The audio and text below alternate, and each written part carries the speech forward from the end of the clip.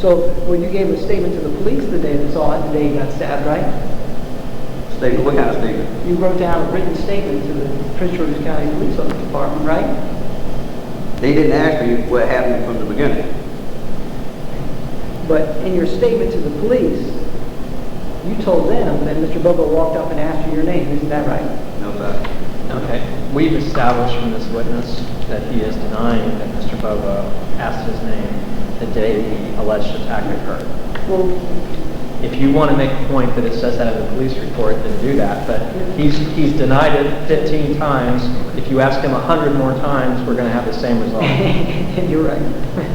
Well, Mr. Newman, showing you, I'm going to mark as Mr. Bobo is exhibit number 1. Do you recognize what I'm Let me see that first, please. Okay. And what's the, show me the portion you're talking about. Highlight that, because I'm not going to have him read all the pages. Well, I was just going to point,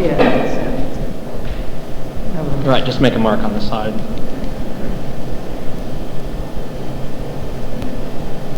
Okay. I'm going to read this into the record. This is the PG County Police Department statement of victim completed by Robert Fitzgerald Newman. It says, I was on, looks like Boston Street, Boston Street, talking to my friend Debbie Russ when the guy drove past my friend's house and went to another house. The guy parked his car and walked up to my friend's house. He asked me about my name. I told him, why do you need to about my name? I pointed to my shirt, which has the name Robert. With it, he started arguing about a tire that was left in front of the house. So it says here that he asked you his name. Now, if that's not the way you remember it, you can say that's not the way you remember it. No, that's not the way. Okay, all right. Go ahead, Mr. Davies, please. There's your... So what you wrote in the police statement is incorrect then? Well, we don't know if that's his writing. We haven't established that. Okay. Well, is this your writing, Mr. Newman? No, sir. Is this your signature at the bottom? That's my signature, but it's not that's not my handwriting. You can see with my writing like this. So when you signed this statement, you read it before you signed it, didn't you? No, I did not. They just said, just go ahead and sign it. When you signed it, after you right above where you signed, doesn't it say I read the above statement consisting of 3 pages? Because when they signed, when the police filled that out and stuff, he didn't tell me what all he was writing down on it. And I'm gonna tell you right now, I'm not a good reader and I'm not a good speller and stuff, So they filled that out. The police filled that out. So the police are here telling you what happened. Is that right? Because I told him what happened, but that's not what happened. So you're here today saying the police are lying. Is that what you're saying? I ain't saying the police. Mr. Dave, Mr. Newman is not saying that anybody's lying.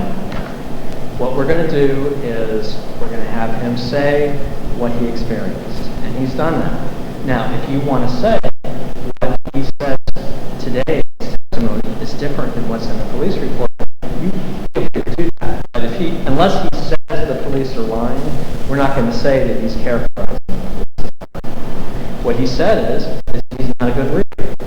And what he said is he signed it after they wrote it up, and he didn't read it. And I have to evaluate, and that's for me to evaluate, the credibility. He seems very credible in what he's saying. Go ahead. Okay. Well, so your testimony is you did not read what was in the statement before you signed it. Is that what you're saying? And that you just signed it because the police officer put it in front of you and told you to sign it. Yeah. Okay. And the police officer knows you didn't read it, right? Well, he doesn't know that. Well, Mr. Newman can't testify as to what the You didn't pretend to read the statement, did you? I was just wearing my leg. That's the only thing I was wearing about. Okay. Well, after you were stabbed that day, you didn't go straight to the hospital, right? Yes, I did. Okay. Well, didn't you first you went to your mother's house, right? Went to my mom's house and called the police. And you also called your brothers, right? Yeah. Also, I was calling him when I was going to my mother's house. Right. And then, well, let me back up. When Mr. Bobo walked up to you and were you with Mr. Groves by the car? Yep. Right? Now, you got out of the car and you confronted Mr. Bobo, right? I got out of the car, but I ain't approached him. Well, you were arguing with Mr. Bobo, right? No, I wasn't. Okay. So if it said in your police statement that you were arguing with Mr. Bobo, that would be untrue too. Is that what you're saying? If I was arguing with him and said, and then if you argue with anybody, you're going to come up to a fist fight. So if you argue with someone, it's going to turn into a fight. That's right. That's why I had it in my mind. Right. So that's why I said, why I want to sit there and argue with the man and stuff, and then it's going to wind up, it's going to be into a fist fight. Okay. So I just maintained myself, and I just chilled out. So you're saying that if you start arguing, it's turning into a fist fight? Yeah, because I got a short fuse and stuff, but other than that's why I sat there and chilled out. Okay. So you're saying you did not argue at all that day. Is that what you're saying? No, sir. So if your police statement said that you argued, that would be the officer lying about what you said? No. We are not going to have you asking the witness if the officer was lying. Well, I'm asking the witness. That is not going, Mr. Davies, I'm telling you right now, we are not going down that road. If you want to say that is inaccurate, you can. But this witness is not going to be asked to make a statement as to whether a police officer was lying. Okay. Don't answer that question. Well, isn't it accurate that your statement you gave to the police says that you were arguing with Mr. Bobo? Mr. Davies, let's review this again.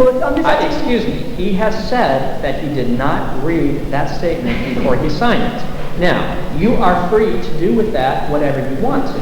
But he has said he didn't read it before he signed it. He said why he didn't read it before he signed it. You can make of that what you will. But he's already said he didn't read it before he signed it. Now, if you want to point out differences between his testimony and what the police report says, I welcome you to do so. But you are not going to ask him if the police officer was lying. Okay. Well, didn't you tell the police officer that took your statement that you had argued with Mr. Bobo about the tire? No. I know that's a big lie. Okay.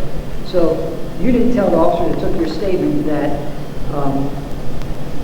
Mr. Bobo started arguing about a tire that was left in front of his house. I had nothing to do with it. We argued some more, and then you went to get your phone. Yeah, went and got my phone, because I ain't had nothing else to say to him. When I told him that's it, that ended the conversation right then and there. That's for anybody.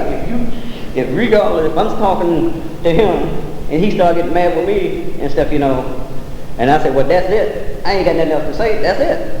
So you're saying, Mr. Bobo, that's it? That's it. I ain't got nothing to say to you. And then you go, your phone's in your car, is that right? It was in the car. I went in the car, sat in the car. That's when he came and stabbed my leg. Where was the phone in the car?